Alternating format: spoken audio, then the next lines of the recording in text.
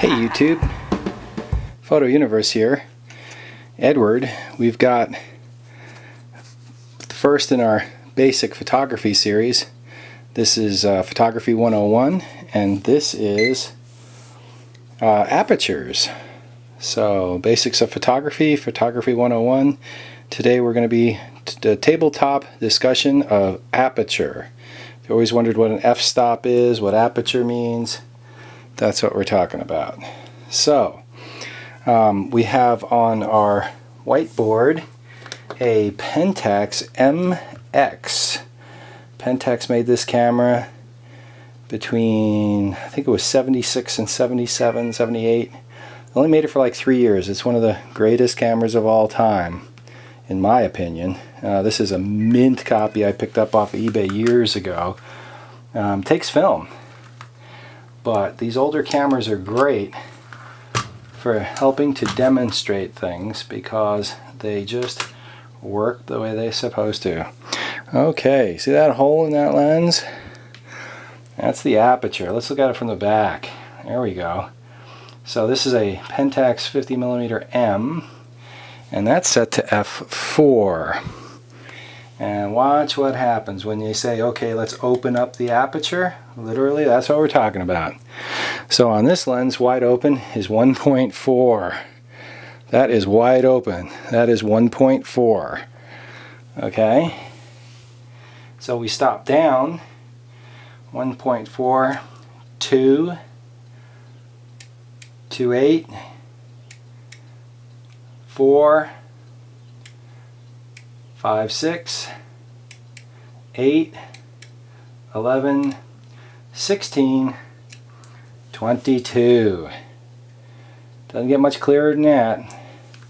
That's what aperture means. That's what we're doing. Obviously, 22 lets in a lot less light than 1.4. There you go.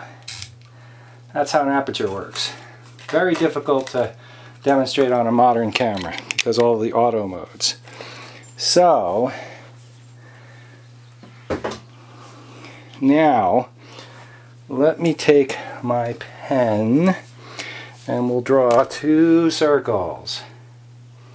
Circle number 1, circle number 2. So that's 1 and that's number 2. Okay, which one's bigger?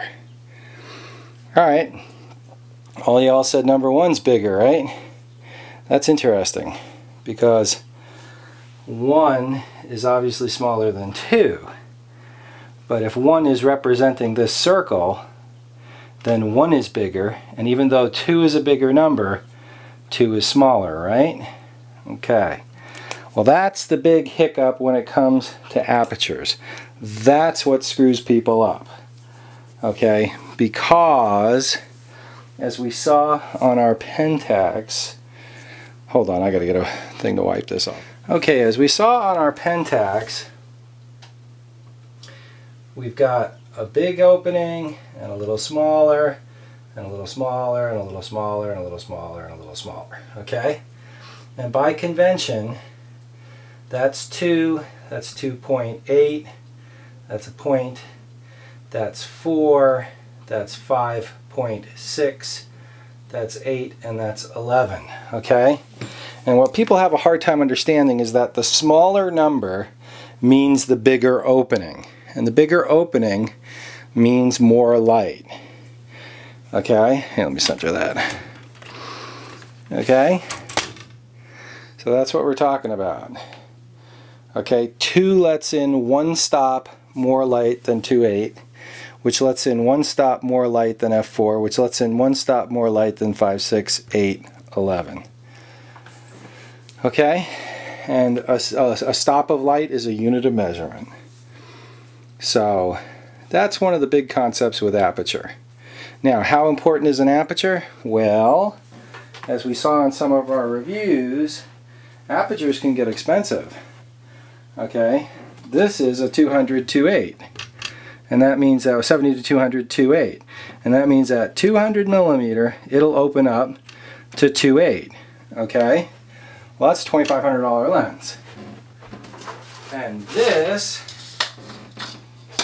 is the same lens, 70 to 200, but it's f4. So that means the largest it'll open up. Both of these lenses will do 5, 6, 8, 11, etc. But this lens will open up all the way to 2.8. So it'll let in one stop more light than this lens. And this lens is an f4. So it'll go 200 f4 as its widest opening to let in the most amount of light. So this lens lets in one stop more light. What's the penalty? About $1,200 and about 2 pounds. 2.5 pounds. This is a 1.6 pound lens. This is a 4 pound lens. This is $2,500. This is $1,300. So that's how important an aperture is. People pay upwards a couple of $1,000s, thousands of dollars to get. Now Canon makes a 200 f2 single focal length lens. I think it's like $6 grand. Okay, to go from a 200 2.8, one more stop to let in, and it weighs like 6 pounds. It's like $5 grand. Okay, I don't have one. I don't need it. I don't shoot that kind of stuff. I'd love to have one, but you got to justify something, right? So that's why aperture is important, and that's why a faster lens it costs more money and weighs more because it takes more glass. Now, here's Canon's equivalent to that Pentax lens. That's the Canon 50-1.4. Okay, and it's a little bit bigger because it's plastic and everything. But because it's electronic aperture and it's got no ring on it, I can't stop that down. It's always open at f1.4 until the camera electronically tells that to go to f8 or whatever. So that's why I can't demonstrate with that lens. But so, you know, so that's a 50mm f1.4. That's, you got an even bigger hole. That's in more light. Why is this lens so big? Because it goes to 200 2.8. Mostly it's the 200 part, because it's got to pull in a very narrow focal field and let in a lot of light from that narrow field.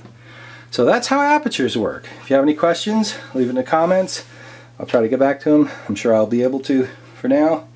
And I appreciate it. Edward with Photo Universe. Thanks.